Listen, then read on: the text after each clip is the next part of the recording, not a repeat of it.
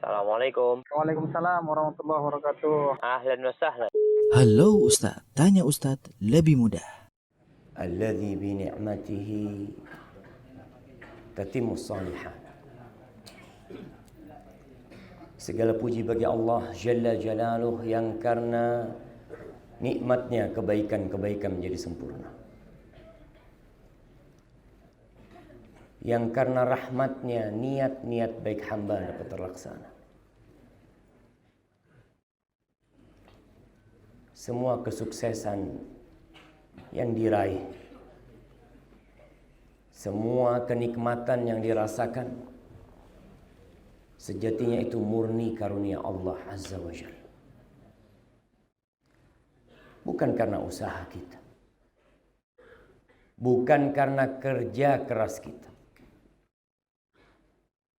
Ada sebagian manusia yang sombong dengan usahanya, dengan kerjanya, dengan ilmunya, sehingga menjadi seperti Qarun.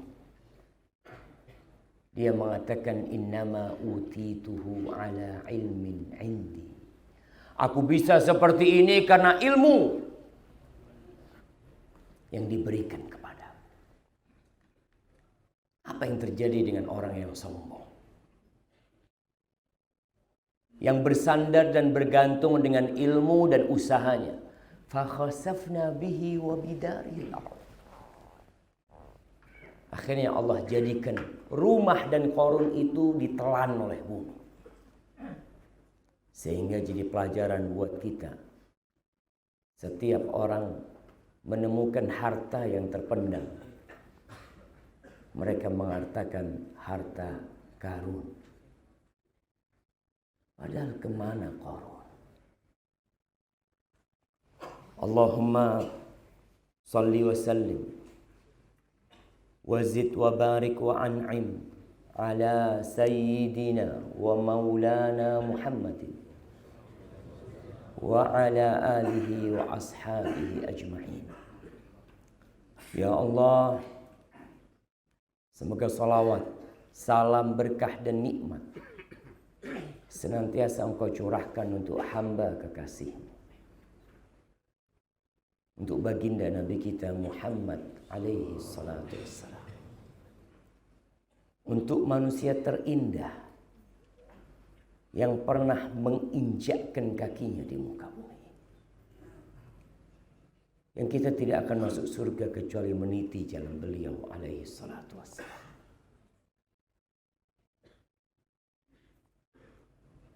Kita semua mengaku cinta.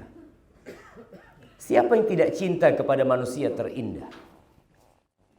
Siapa yang tidak cinta kepada Rasulullah sallallahu alaihi wasallam? Dipertanyakan keimanannya. Maka semua akan mengaku cinta. Tapi cinta itu bukan ucapan di lisan. Bukan ungkapan di tulisan. Tapi cinta itu dipraktekkan dengan raga kita. Bagaimana para sahabat Nabi mengikuti Rasulullah sallallahu alaihi wasallam, berjuang membela Nabi alaihi salatu wassalam sampai titik darah penghabisan. Ada orang yang tidak pernah melihat Nabi alaihi salatu wassalam, tapi dia cinta kepada Nabi. Apa kata Rasul sallallahu alaihi wasallam? Inna min asyaddin nas hubban li man lam yarani. Sesungguhnya termasuk orang yang paling cinta kepadaku, paling cinta kepadaku. Siapa? Orang yang belum melihatku. Wadda law ra'ani bimalihi wa ahli. Dia ingin bisa melihatku walaupun harus mengorbankan keluarga dan hartanya. Dia kehilangan istri dan anak-anaknya asalkan bisa melihat Rasulullah sallallahu alaihi wasallam, akan dia lakukan itu. Apakah kita sudah sampai cinta kepada Rasul sallallahu alaihi wasallam? Semoga salawat itu bersambung untuk keluarga Nabi alaihi salatu wassalam, untuk istri-istri beliau, untuk putra-putri beliau, dan untuk seluruh sahabat Nabi, yang terutama untuk Abu Bakar As-Siddiq, untuk Umar bin Khattab, untuk Uthman bin Affan, dan untuk Ali bin Abi Thalib radhiyallahu ta'ala anhum ajma'in. Semoga Allah meridai kita bersama mereka. Amma ba'd, jamaah rahimakumullah, di pagi yang indah, dan setiap pagi Rasulullah sallallahu alaihi wasallam berdoa. Beliau mengatakan, Allahumma inni as'aluka ilman nafi'an wa rizqan thayyiban wa amalan mutaqabbalan. Ya Allah, aku memohon kepadamu ilmu yang bermanfaat, rizki yang halal dan baik. Yang ketiga, beliau meminta amalan yang diterima.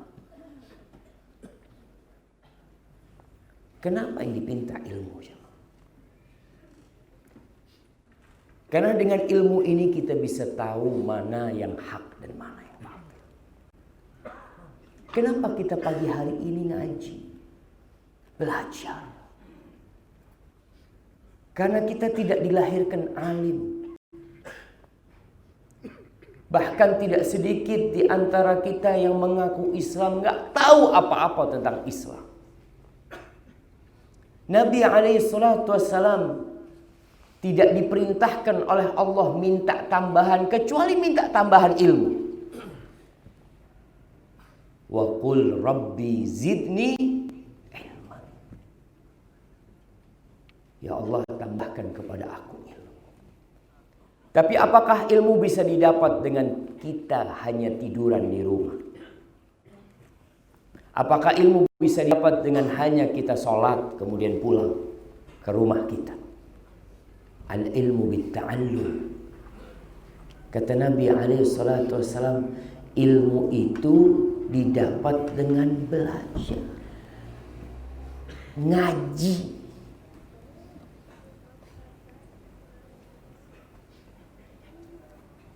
Kalau kita melihat fadilah orang yang menuntut ilmu, jalannya itu mengantarkan kepada surga.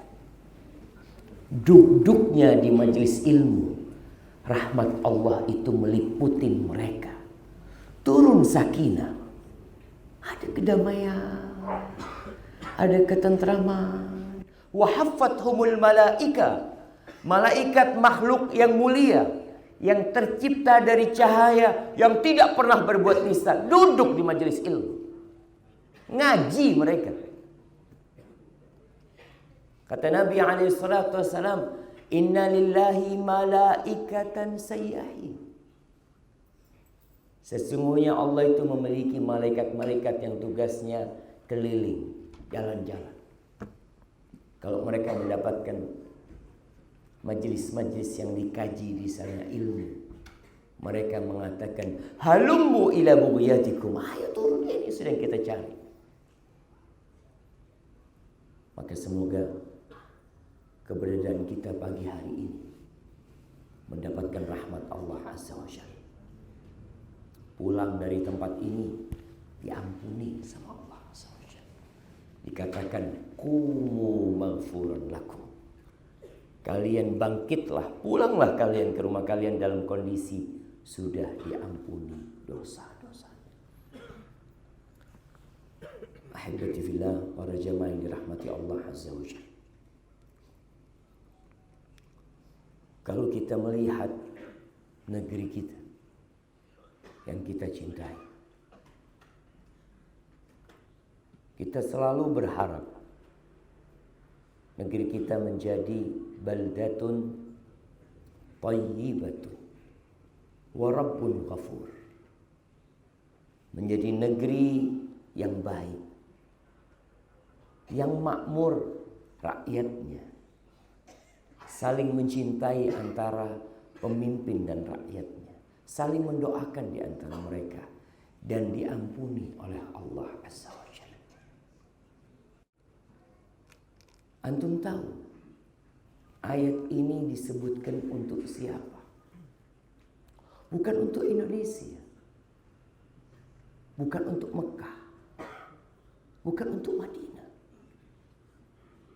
Untuk siapa? Untuk sebuah negeri yang makmur yang ada di Yaman sana, yang namanya negeri Saba. Allah ceritakan di surat Saba bagaimana negeri itu. Allah katakan baldatun thayyibatun wa rabbun ghafur. Allahu Akbar. Kalau antum membaca cerita tentang negeri Saba itu, dikatakan orang yang mau panen, perempuan itu kalau mau panen buah-buahan, itu tinggal taruh keranjang di kepalanya, jalan di kebun, keluar sudah penuh buah keranjang, tanpa dipetik sama tangan. Subhanallah. Aman. Tentram mereka hidup di sana. Karena biasanya kapan terjadi pencurian? Kapan terjadi perampokan? Ketika ada kesenjangan sosial. Mulai penyakit-penyakit itu muncul. Maka disyariatkan zakat. Disyariatkan sedekah. Disyariatkan mengentas kemiskinan. Yang ditakutkan menjadi penyakit nantinya. Negeri itu aman. Maka dikatakan baldatun thayyibatun wa rabbun ghafur. Tapi ternyata negeri itu diadab oleh Allah Subhanahu wa taala. Hilang negeri itu. Faja'alnahum ahadith. Hanya tinggal cerita. Dulu ada negeri yang aman, dulu ada negeri yang makmur. Dan Allah ceritakan hal itu dalam Al-Qur'an. Mungkinkah Indonesia menjadi seperti Sabah? Menjadi dongeng dan cerita bahwa dulu ada sebuah negeri namanya Indonesia. Mungkin. Kenapa tidak mungkin? Negeri kita baru berumur 74 tahun. Sejak kemerdekaan kita. Kita harus jaga negeri kita. Bersama-sama. Bagaimana menjaga? Dengan menebarkan ilmu. Dengan mengajak orang-orang untuk menjadi orang baik. Dengan mengajak manusia-manusia untuk bersyukur kepada Allah Azza wa Jalla. Karena Allah mengatakan la in syakartum la azidannakum wa la in kafartum inna adzabi lasyadid.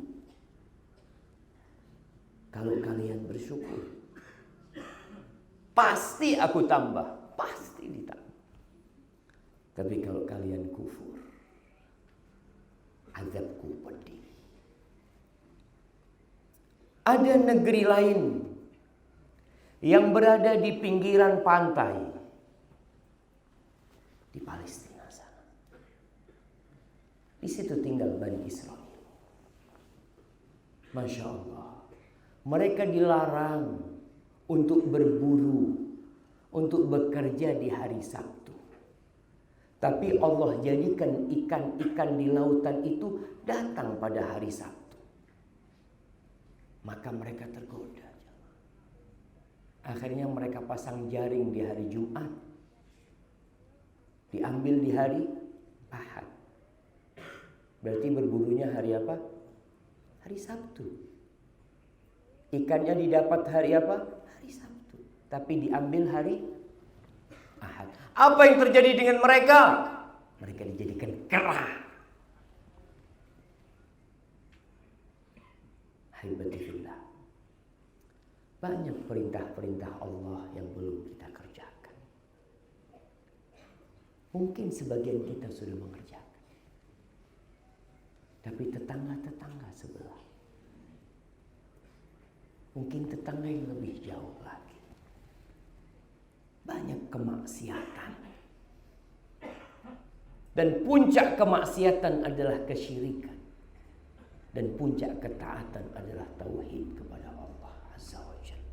13 tahun Nabi berdakwah kepada tauhid. Nggak ada khamar diharamkan. Nggak ada. Sahabat pada minum khamar. Sampai Madinah sebagian masih minum khamar. Sampai Allah firmankan, ya ayyuhalladzina amanu innamal khamru wal maisiru wal ansab wal azlamu rijsun min amali syaitan fajtanibu. Beliau memulai dakwah beliau dengan tauhid, mengajak umat untuk mentauhidkan Allah Azza wa Jalla. Apakah orang yang sudah masuk Islam akan selamat dari kesyirikan? Belum tentu. Ada yang mati murtad. Makanya kalau dilihat kitab-kitab fikih selalu ada pembahasan kitabur riddah, kitab tentang kemurtadan. Karena memang ada yang sudah muslim murtad, ada. Makanya doa Nabi Ibrahim alaihissalam, Nabi. Beliau bukan sekedar nabi. Beliau itu memiliki kedudukan tinggi yang dikenal dengan wattakhadallahu Ibrahim khalila. Beliau itu Khalilur Rahman. Apa doanya? Wajunubni wa baniya an na'budal asnam.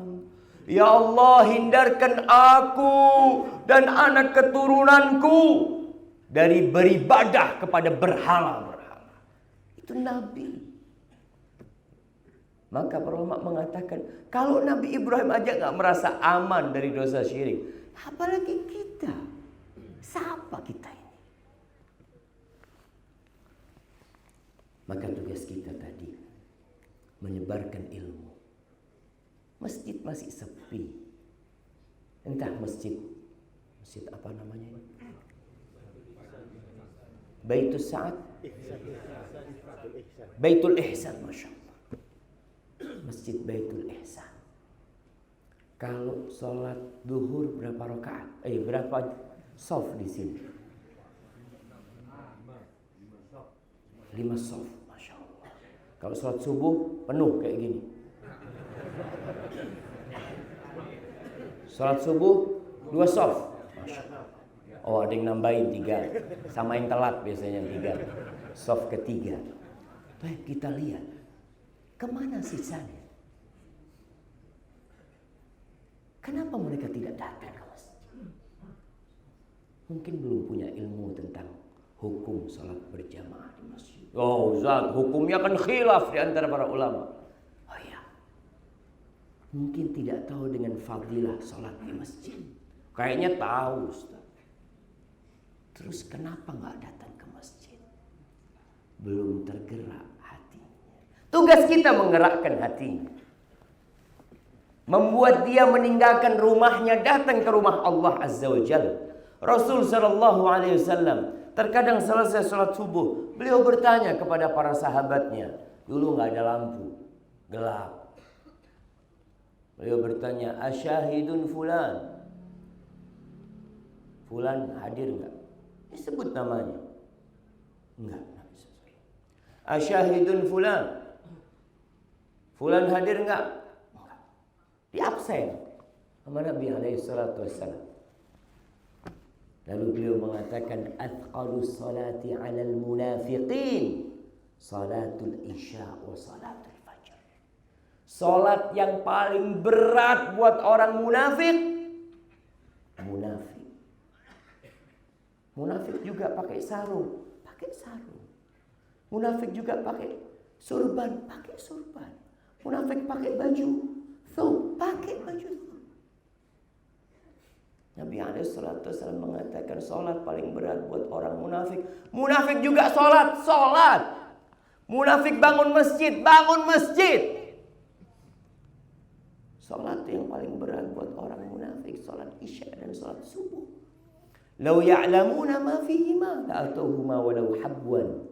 Kalau mereka tahu dengan pahalanya, mereka akan datang merangkak ke masjid, merangkak jamaah. Maka kalau antum lihat bagaimana para sahabat, bagaimana para tabi'in datang ke masjid, ada yang harus digendong, dibopong. Ar-Rabi' ibn Khuthaim, di masa tuanya dia sakit. Ada, mungkin stroke kalau sekarang. Dia itu kalau sudah dengar azan, minta diantarkan ke masjid. Kata keluarganya, engkau kan sudah ada uzur dari Allah untuk tidak ke masjid. Apa kata Rabi' bin Khuthaim? Gimana aku nggak ke masjid? Waqad sami'tun nida. Aku dengar panggilan mengatakan hayya 'alas shalah, hayya 'alal falah. Terus aku nggak ke masjid, kata dia. Kalian kalau dengar panggilan Allah berangkat ke masjid. Berapa persen yang baru memakmurkan masjid? Jumatan full. Setelah khutbah kedua. Khutbah pertama, ya baru seperempat. Mungkin sepertiga. Ketika khatib naik mimbar, malaikat tutup buku. Mereka datang. Kadang kalau udah datang terakhir, berdiri. Pura-pura orang yang paling semangat mendengarkan khutbah. Padahal dia berpikir ini khatibnya kok nggak selesai-selesai. Jadi orang yang terakhir datang pertama pulang. Apa yang telah kita lakukan jemaah untuk mengajak mereka? Ingat kita berbicara menyelamatkan negeri ini dari azab Allah Azza wa Jal. Karena Allah mengatakan la in syakartum la azidannakum. Kalau kalian bersyukur, pasti aku tambahin. Ana berangkat ke Palu. Tatkala peristiwa gempa, peristiwa likuifaksi, kita berangkat ke sana. Tempat ada kira-kira 50 hektar yang turun.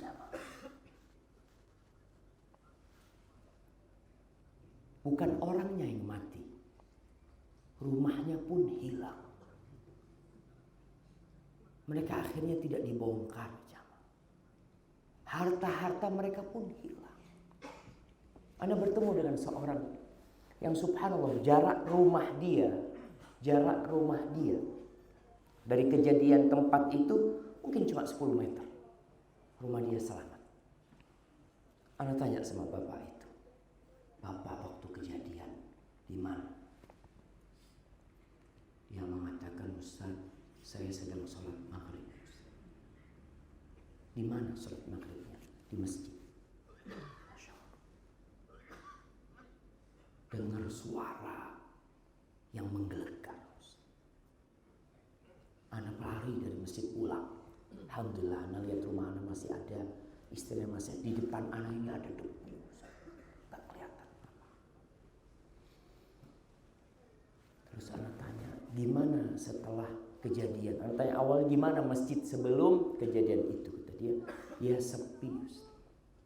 Setelah kejadian itu, alhamdulillah masjid mulai makmur. Apa kita menunggu di azab baru kita memakmurkan rumah Allah? Sebagian orang lebih suka memakmurkan pasar, memakmurkan mall, padahal itu tempat yang paling dibenci Allah Azza wa Jalla.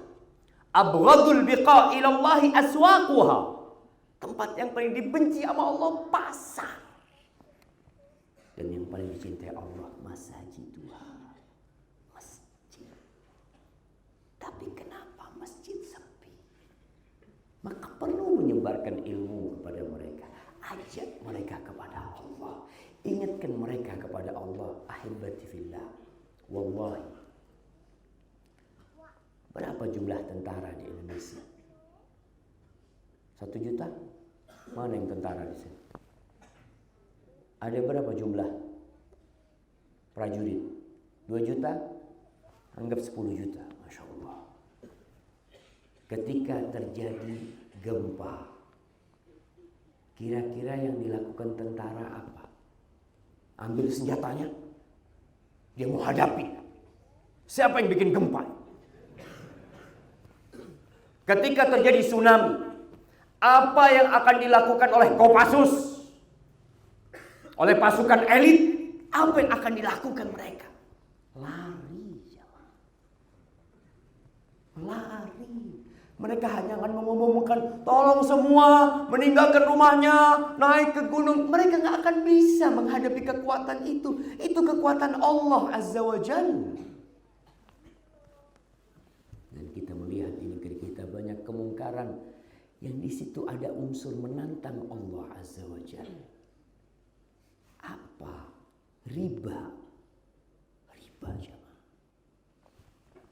Nggak tahu di Jambi ini, apakah masih banyak riba?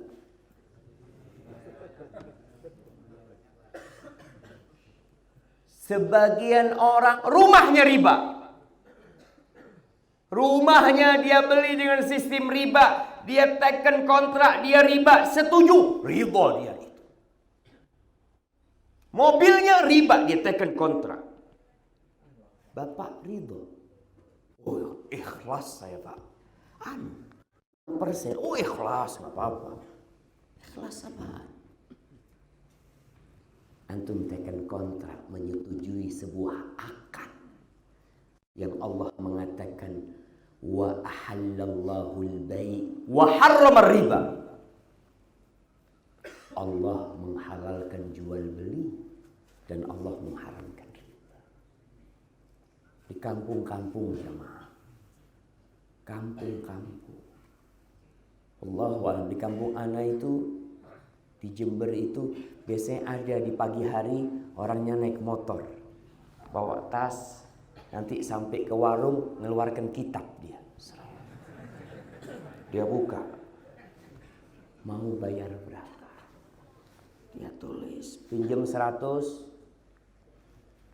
bayar berapa? 110, 120, Masya Allah. Antum pernah bayar enggak? Enggak apa-apa. Alhamdulillah. Baik, 100 bayar 120. Ada yang pinjam 100 dapat 90. Ditulis 100.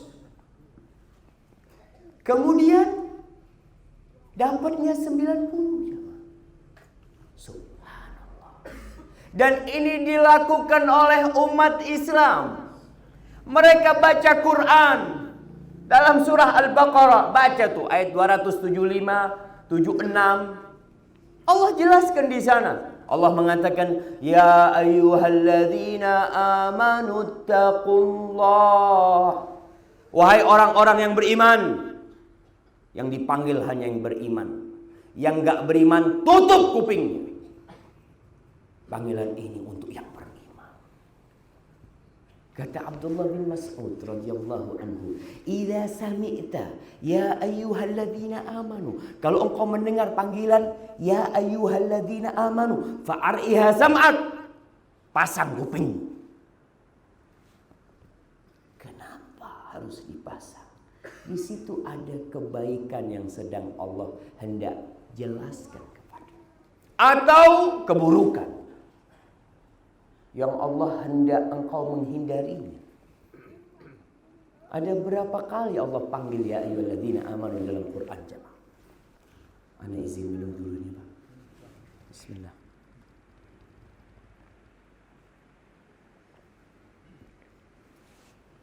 Masya Allah. Kita ini masjidnya masjid penjara, Pak, jemaah. Ana lihat ada yang nonton dari teralis besi. Atau kalau lihat ada kayak orang-orang yang sedang dalam tahanan gitu, Masya Allah. Ahibati fillah, ad-dunya sijnul mu'min. Dunia ini penjara buat orang beriman dan surga buat orang-orang kafir, kata Nabi SAW.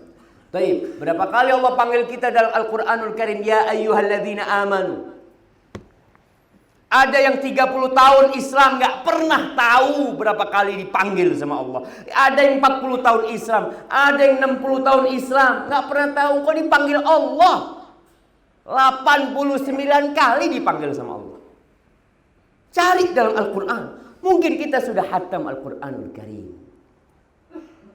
Ada sebuah ungkapan yang mengatakan, wa kam min talin li kitabillahi wal Qur'anu yan'anu. Berapa banyak orang yang membaca Al-Quranul Karim dan Quran itu melaknat dia, melaknat pembacanya. Tapi dia nggak sadar kalau dia sedang dilaknat. Laknatullah alal kadhibin, dia pendusta. Dia baca aja. Ini panggilan Allah, ya ayyuhalladzina amanu. Wahai orang-orang yang beriman. Ittaqullah, bertakwalah kalian kepada Allah Azza wa Jal. Wa dharu ma baqiya minar riba, dan tinggalkan sisa-sisa riba.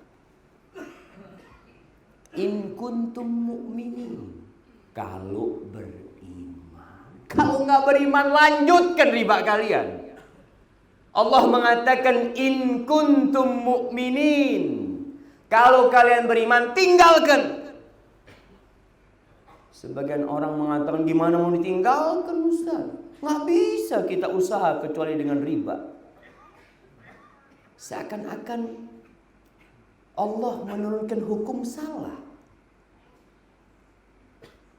Islam ini agama yang realistis, ya Ma. Yang bisa dipraktekkan, yang bisa dijalankan. Kata Allah, fa in lam taf'alu, kalau kalian tidak meninggalkan, fa'dzanu biharbin minallahi wa rasuli. Fa'dzanu, sampaikan kepada mereka pengumuman perang. Melawan siapa? Allah dan Rasul. Kita dikasih kanker, penyakit kanker. Kita nggak bisa melawan. Kita minta tolong sana, minta tolong sini. Gimana kalau perang melawan Allah Azza wa Jalla? Ini PR buat kita. Banyak saudara-saudara kita yang perlu panggilan kita. Kita perlu ajak. Tapi memang sebagian kita itu mau hidup nyaman. Dia memikirkan diri dia sendiri. Kata Rasul sallallahu alaihi wasallam, "Idza tabayatum bil 'ainah." Kalau sistem jual beli kalian inah. Inah itu sistem riba tapi terselubung. Seakan-akan halal, padahal di situ ada unsur haram. Orang kalau dikasih sistem yang haram dia tolak. Antum lihat sekarang, ada enggak bank riba di Indonesia? Ada apa enggak? Nah, di mana? Tunjuk semua ketika akan tidak ada riba di sana. Diganti bunga. Kalau dikatakan maaf Pak, ini ribanya sekian. Riba haram. Enggak jadi, pakai bunga aja. Ya bunga nggak apa-apa kalau bunga. Jangan pakai riba. Wallahi jamaah. Mereka memberikan nama dengan nama-nama yang tidak sesuai dengan pemberian Allah Azza wa Jalla. Pezina, nggak ada lagi namanya pezina. Apa namanya dulu? Pezina itu dalam bahasa Arab disebut zani, ahir, bari. Nama-nama jelek semuanya. Yang paling cocok itu ya mungkin dulu waktu kita SD, waktu anak SD. Ada yang namanya WTS. Wanita tuna susila. Gak punya adab nih perempuan. Sekarang dirubah. Nggak ada WTS lagi. Yang ada PSK. Ibu, apa kerjaannya? Nggak malu dia nulis PSK. Pekerja seks komersil. Subhanallah. Sesuatu yang dimurkain Allah. Sesuatu yang dilaknat Allah. Sesuatu yang merusak di muka bumi ini. Yang bisa mendatangkan azab Allah. Sekarang dibanggakan. Dulu ketika disebut WTS ada harapan dia tobat. Dia malu karena WTS. Tapi ketika menjadi PSK dia nggak malu. Sampai ada seorang yang bertanya kepada seorang ustaz, "Ustaz, mohon maaf Ustaz. Mohon maaf Ustaz. Saya ini live, Anda mendengarkan langsung. Saya ini sodakoh Ustaz. Sodakoh. Saya sodakoh pagi hari.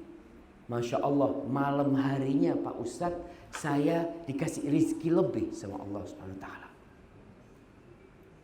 Ibu kerjaannya apa? PSK.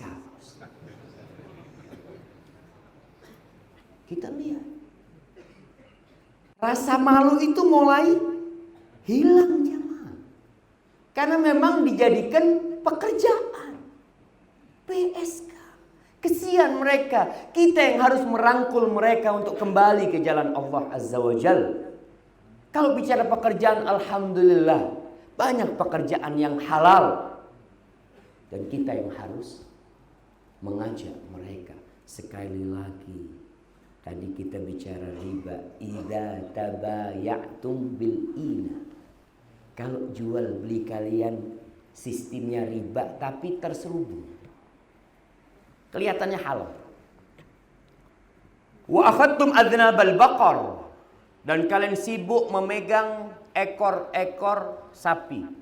Sibuk bercocok tanam, ya. Sibuk dengan peternakannya. Waraditum bizara. Kalian sudah merasa nyaman dengan kebun-kebun kalian. Dengan hasil pertanian kalian sudah. Orang ini berada di titik aman. Wa taraktumul jihad. Dan kalian meninggalkan jihad, berjuang di jalan Allah Azza wa Jal. Sallatallahu alaikum dhullan la yanzi'u. Allah akan timpakan kepada kalian kehinaan. Hina umat Islam. Nggak bisa berbuat apa-apa. Kemarin kita mendengar saudara kita di Rohingya dibantai di sana, kita juga nggak bisa berbuat apa-apa. Saudara-saudara kita dibantai di Palestina, nggak bisa berbuat apa-apa. Saudara kita dibantai di Uighur sana, nggak bisa berbuat apa-apa. Hina jemaah. Terus gimana? Supaya kita tidak hina, supaya kita jadi mulia, supaya jadi makmur.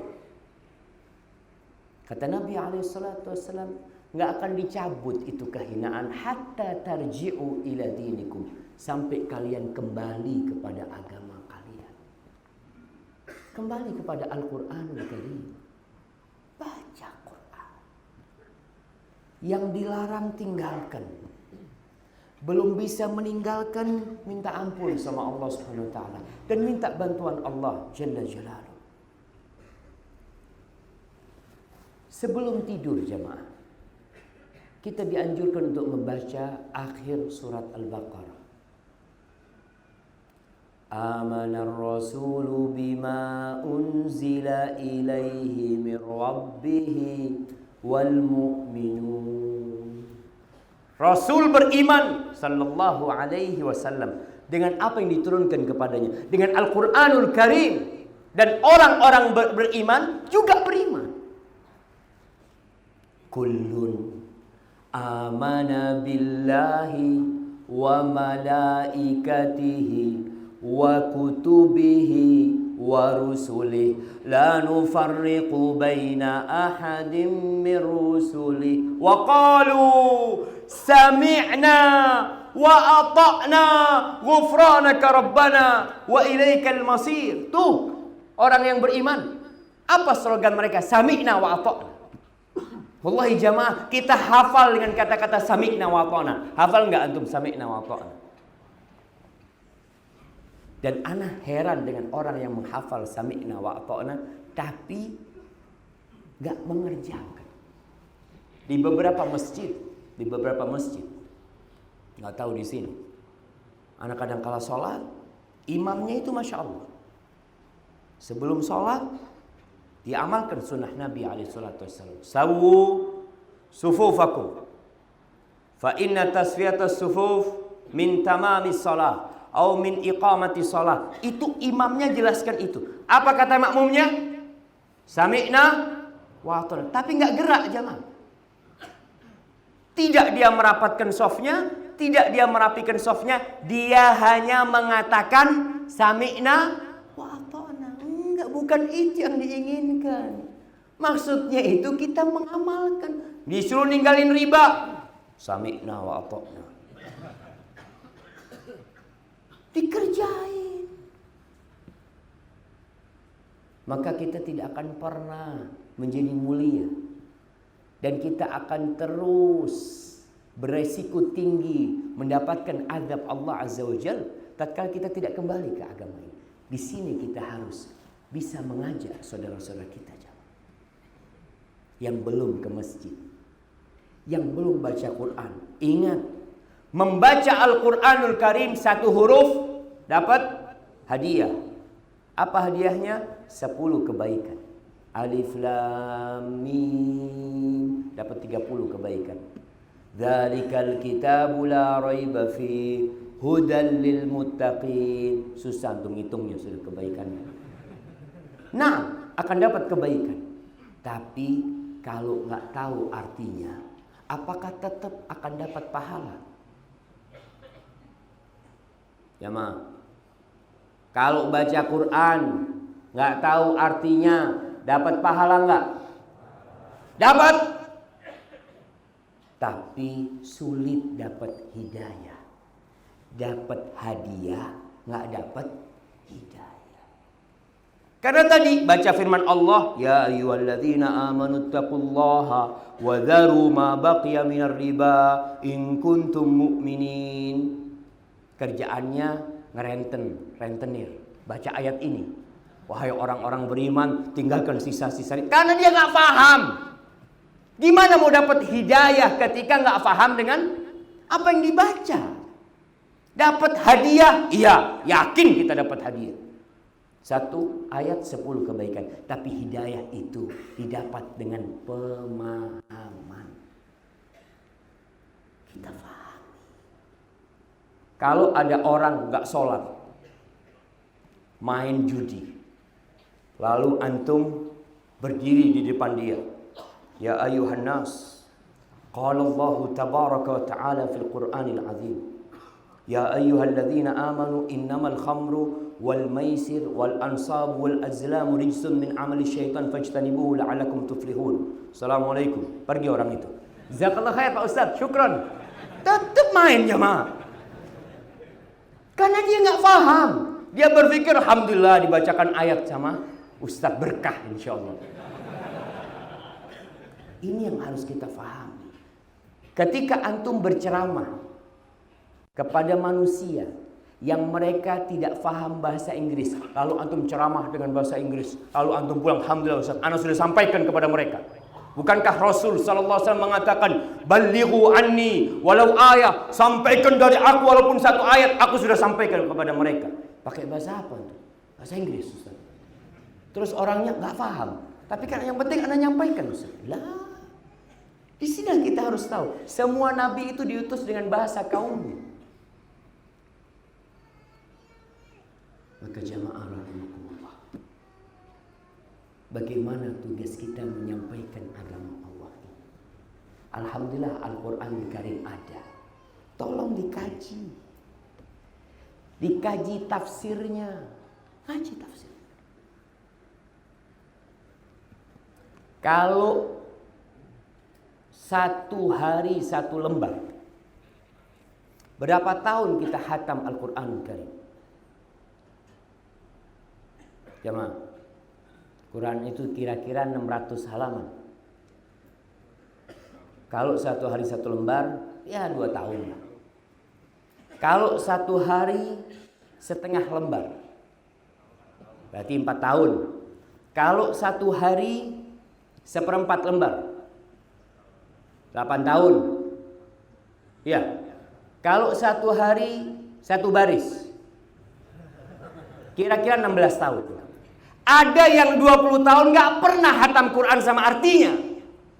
20 tahun dia hidup.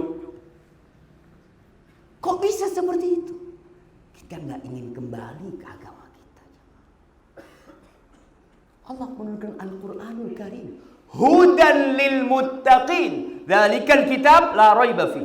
Hudan lil muttaqin. Antum tahu, ada orang kafir baca ayat ini masuk Islam. Dia itu dikasih temannya Quran terjemahan. Ya dia nggak paham bahasa Arabnya.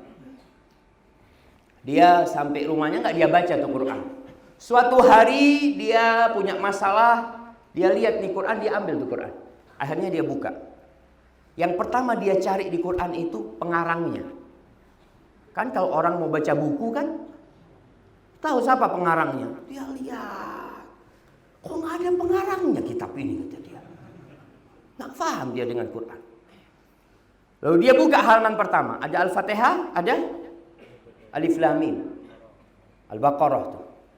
Dia baca artinya, itu kitab yang tidak ada keraguan di dalamnya, petunjuk buat orang-orang bertakwa. Sombong banget buku ini, kata dia. Kalau kita baca kitab permulaannya selalu mengatakan mohon maaf ya, mungkin ada kekurangan, ada kesalahan, ini karena penulis memang manusia biasa. Ketika baca Quran dia lihat tidak ada keraguan di dalamnya. Sombong banget buku ini. Masuk Islam. Kita yang bertahun-tahun baca Quran, tapi nggak pernah merasa seperti apa yang dirasakan dia. Ketika dia membaca dzalikal kitabu la raiba fi hudan lil muttaqin, tambah keimanannya. Karena seharusnya orang-orang itu idza tuliyat alaihim ayatuhu zadathum imana. Apabila dibacakan kepada mereka ayat-ayat Allah, bertambah keimanan mereka, jemaah. Insya Allah kita nggak tahu artinya, mudah-mudahan bertambah.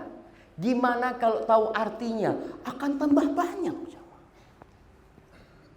Tugas kita lagi berbagi hidayah dengan mereka. Tapi tatkala kita mengajak orang untuk kembali ke rumah Allah, untuk kembali kepada Al-Quranul Karim dan Sunnah Rasul Sallallahu Alaihi Wasallam, harus ada adab dan etikanya. Nggak boleh kita teriak-teriak di depan orang lain. Orang berbuat kemaksiatan, kita tegur di depan sohib-sohibnya. Cari waktu tertentu, ajak dia, ambil tangannya.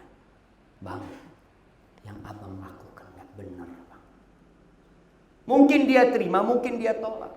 Nabi Ibrahim alaihissalam berdakwah kepada bapaknya. Diterima apa ditolak?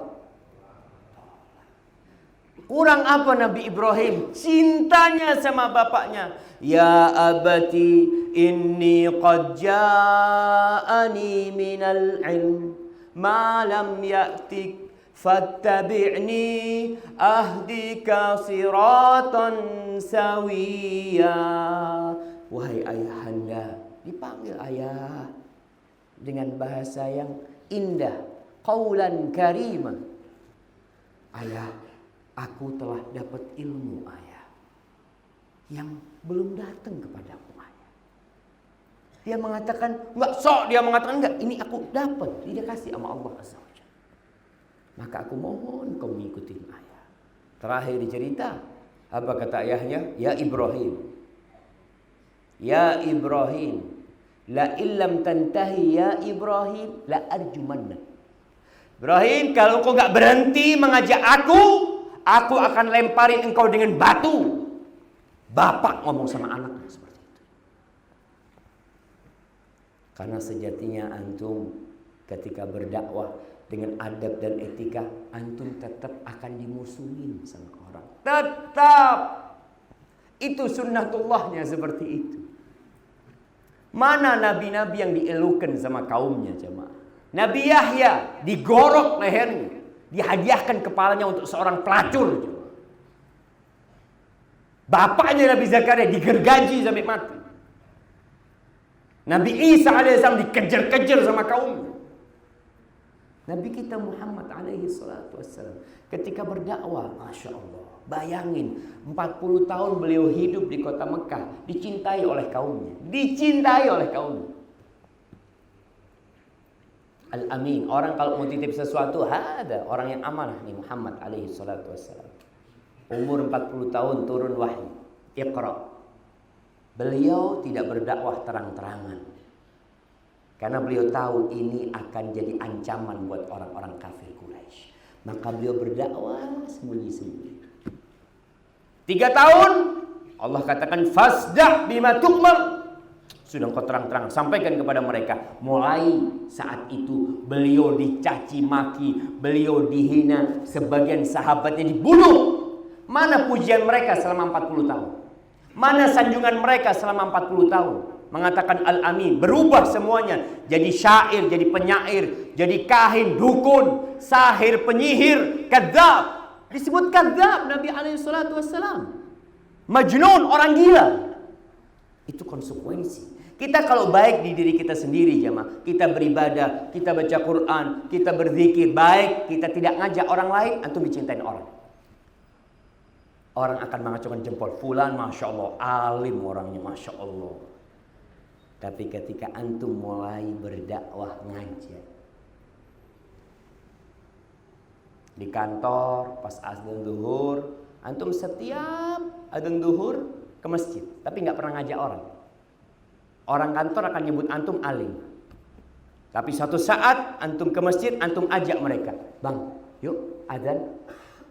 Antum akan dilihat, kok berubah sekarang ini ngajak-ngajak orang untuk masjid. Besok seperti itu. Kemudian mereka akan mencap antum sok suci, sok paling baik, sok paling benar. Kemarin antum sholat nggak ngajak, mereka memuji. Itu konsekuensi. Jadi setelah antum mengajak dengan adab dan etika yang baik, ada orang yang didakwain dengan fulus. Antum harus pintar. Fulan ini nggak bisa Ustaz, kalau pengajian nggak ada snacknya nggak datang. Ada kan snack, makanan sambil makan. Fulan ini Ustaz, kalau Ustaz ingin memperbaiki fulan, nggak usah macam-macam, kasih fulus selesai Ustaz. Dan itu terjadi sama Nabi SAW. Nabi itu membaca kondisi para sahabat, kondisi orang-orang kafir. Kejadian penaklukan kota Mekah. Tahun berapa penaklukan kota Mekah? Jamaah, antum kalau nggak tahu sama sejarah antum akan hidup dalam kehinaan. Tahun ke-8 Hijriah. Nabi menaklukkan kota Mekah. Dalam perjalanan menuju Mekah datang Abdullah bin Abbas. Bukan Abdullah bin Abbas, Abbas bin Abdul Muttalib. Ayahnya Abdullah bin Abbas. Dia mengatakan, "Ya Rasulullah, inna Abu Sufyan rajulun yuhibbul fakhr." Abu Sufyan ini orang yang cinta kehormatan. Fa'atihi syai'an. Kasih dia sesuatu lah supaya dia merasa dihormatin setelah dia masuk Islam. Dia masuk Islam. Tapi bagaimana memperbaiki dia? Akhirnya Nabi SAW menyuruh pasukan yang ada di bagian depan yang mau masuk kota Mekah untuk menyuruh dia untuk menyeru, teriak masuk kota Mekah mengatakan, "Ala man dakhala dara Abi Sufyan fahuwa amin." Siapa yang masuk ke rumahnya Abu Sufyan aman. Aman jemaah. Kata orang-orang, rumah Abu Sufyan gak cukup lah. Masa buat kita semua penduduk Mekah? Kemudian Nabi SAW menyuruh mengatakan, "Ala man dakhala al-masjidal haram fahuwa amin." Yang masuk ke Masjidil Haram aman. Berarti orang yang rumahnya dekat sama Abu Sufyan akan di rumahnya Abu Sufyan. Yang dekat ke Masjidil Haram akan ke Masjidil Haram. Ala man aghlaqa babahu dunahu fahuwa amin. Siapa yang nutup pintu rumahnya aman. Itu melihat. Terus apa orang akan ke rumahnya Abu Sufyan? Masuk rumahnya sendiri aman. Ada apa keluar ke rumahnya Abu Sufyan? Lalu pertanyaannya, kenapa Nabi sebutkan SAW namanya Abu Sufyan? Untuk menunjukkan kepada masyarakat Abu Sufyan punya kedudukan. Cara dakwah pun seperti itu. Ini orang gila hormat nih. Harus dihormati. Bahkan Nabi SAW mengatakan, "Idza atakum karimu qaumin fa'akrimu." Kalau datang kepada kalian, orang yang dihormatin di kaumnya, kalian harus hormatin dia. Jangan disamaratakan. Ada strategi dalam berdakwah. Kemudian ketika beliau selesai menaklukkan kota Mekah, beliau perang menuju ke Hawazin, perang Hunain. Perang Hunain, beliau bawa senjatanya Safwan bin Umayyah bin Khalaf. Ingat Umayyah bin Khalaf majikannya Bilal bin Rabah yang dibunuh sama pada waktu perang Badar oleh para sahabat. Safwan bin Umayyah nggak masuk Islam.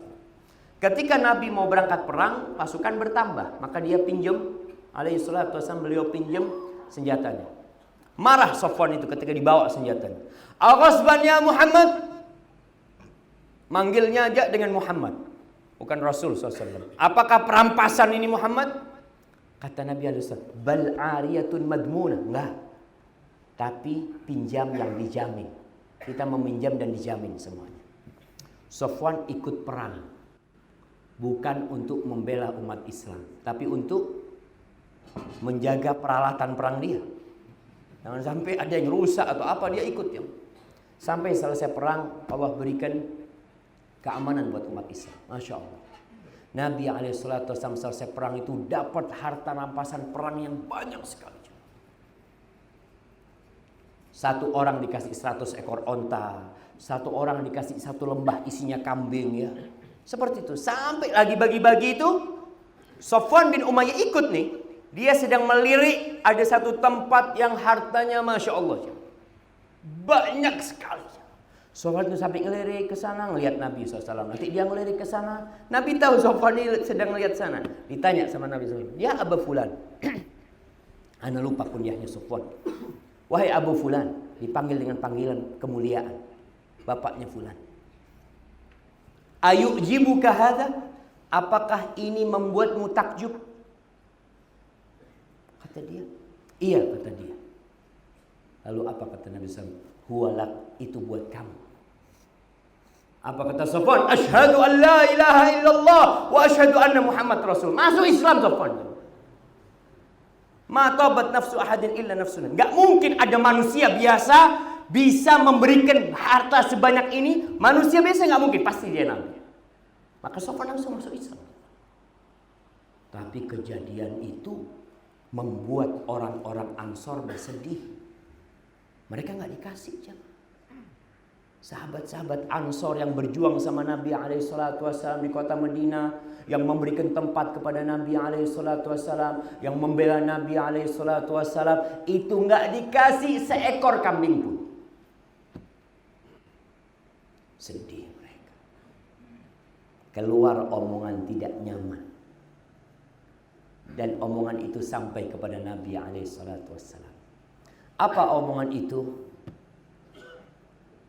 Yu'ti Quraisyan wa yada'una wa suyufuna taqturu min dima'ihim. Gimana Nabi SAW ngasih itu orang-orang Quraisy, sedangkan pedang kita masih menetes dari darah mereka. Kok kita nggak dikasih, malah dikasih orang-orang Quraisy? Subhanallah. Kenapa mengatakan itu para sahabat dari Ansor?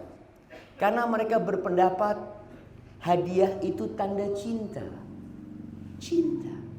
Kalau nggak dikasih hadiah berarti Nabi nggak cinta. Akhirnya Nabi SAW mengatakan kepada orang-orang Ansor, kumpulkan mereka di satu tenda. Nggak boleh ada orang lain masuk. Orang-orang Ansor saja. Maka dikumpulkan orang-orang Ansor ini di sebuah tenda raksasa jemaah dari kulit. Jadi kalau bicara tenda, orang dulu sudah ahli bikin tenda. Karena memang hidupnya banyak di tenda-tenda. Besar tenda raksasa. Kumpulkan entah berapa ratus, berapa ribu orang di sana dari kalangan Ansor. Karena yang ikut perang sama Nabi SAW dari Madinah ke Mekah itu 10.000 orang. Ketika penaklukan kota Mekah. Setelah kumpul semuanya nggak ada orang lain. Lalu Nabi sampai ke sana mengatakan, Ma hadithun balagani ankum. Apa nih, ada informasi yang sampai kepadaku tentang kalian.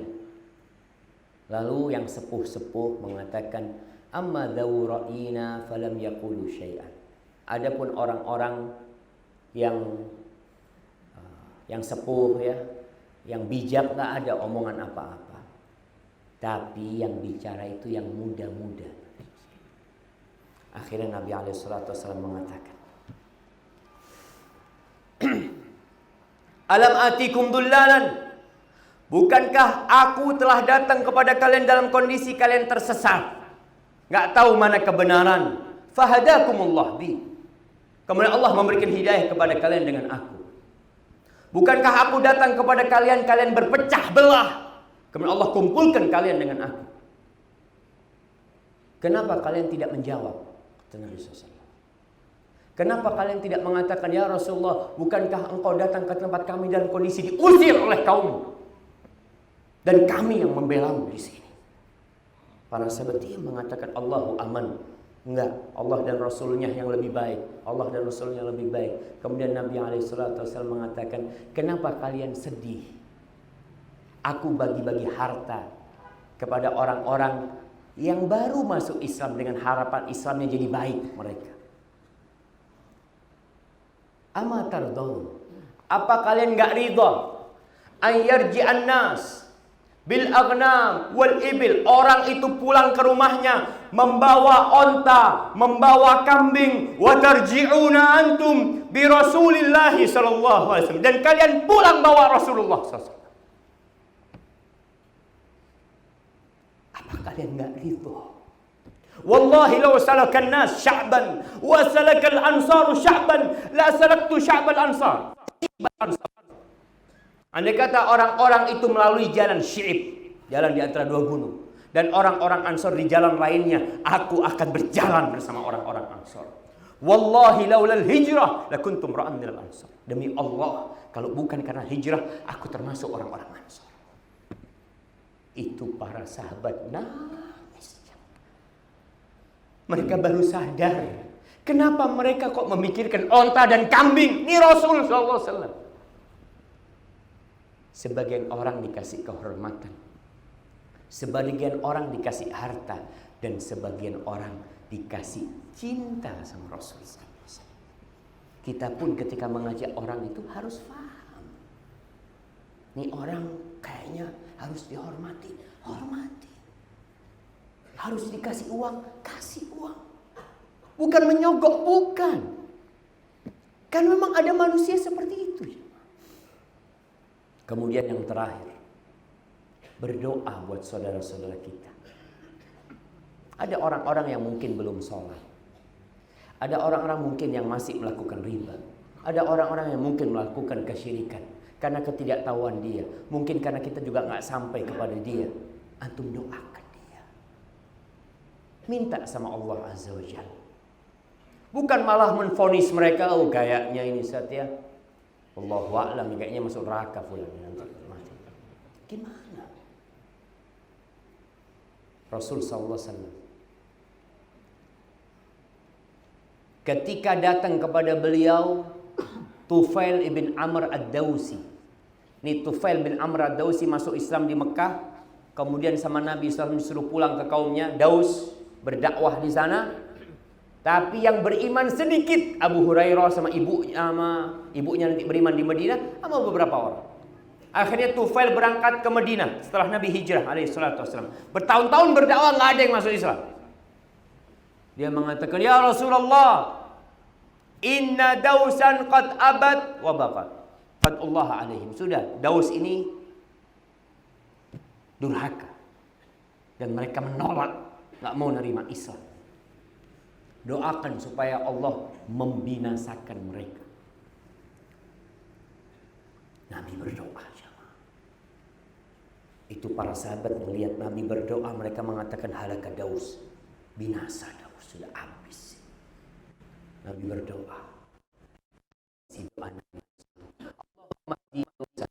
Allahumma di Dausan, Allah Daus. Ya Allah, berikan hidayah kepada dan datangkan mereka. Berikan hidayah kepada Daud. Subhanallah. Tufail balik ke kampungnya, satu kampung masuk Islam semua. Kita ini kadang-kadang nggak mendoakan saudara kita. Antum lihat fulan ya mungkin menentang, mungkin dia ya belum mau beribadah, maka antum doakan, ya Allah fulan, ya Allah berikan hidayah kepada dia untuk cinta kepada Al-Quran, untuk cinta kepada sunnah Nabi SAW. Bukakan hatinya. Dan Nabi SAW mendoakan Umar dan Abu Jahal. Abu Jahal, penentang dakwah terbesar, dan Umar bin Khattab yang pernah berniat membunuh Nabi SAW, yang sering menyakitin para sahabat Nabi. Bagaimana Umar bin Khattab radhiyallahu anhu didoakan sama Nabi SAW? Allahumma aizzal Islam bi ahabbir rajulaini ilaih. Ya Allah, muliakan Islam ini dengan salah satu dari dua orang yang engkau lebih cintai mereka. Umar bin Khattab atau Amr bin Hisham. Amr bin Hisham namanya Abu Jahal. Ternyata yang lebih dicintai Allah siapa? Umar bin Khattab. Dan antum bisa lihat Umar tuh masuk Islam tahun kelima Hijriah kira-kira. Afan, tahun kelima kenabian. Tapi dia bisa menjadi orang nomor 2 setelah Abu Bakar, Umar, Utsman, Ali. Mana sahabat-sahabat yang lainnya yang lebih dulu masuk Islam? Abdurrahman bin Auf, Sa'ad bin Abi Waqqas, Talha bin Ubaidillah. Dalam artian orang yang ketinggalan itu bisa mengejar. Mungkin dia jauh tapi dia masih mengejar. Antum bisa jadi udah alhamdulillah udah memakmurkan masjid, udah mengamalkan sunnah Nabi SAW, udah 10 tahun. Mungkin ada orang yang baru 2 tahun tapi manfaatnya lebih besar buat umat daripada antum yang 10 tahun. Maka adalah kita berdoa memohon kepada Allah SWT. Jamaah itu yang bisa Anda sampaikan. Kurang lebihnya mohon maaf. Anda ucapkan terima kasih kepada Masjid Baitul Ihsan, kepada para ustadz, para ulama yang ada di sini atas kesempatan yang diberikan. Apabila yang Anda sampaikan benar itu dari Allah Azza wa Jal, kalau ada yang salah dan kurang berkenan itu dari diri anak pribadi, Allah dan Rasulnya terbebaskan dari kesalahan itu. Subhanakallahumma wa bihamdika asyhadu an la ilaha illa anta astaghfiruka wa atubu ilaik. Wassalamualaikum warahmatullahi wabarakatuh. Assalamualaikum. Waalaikumsalam warahmatullahi wabarakatuh. Ahlan wa sahlan. Halo Ustadz, tanya Ustadz lebih mudah.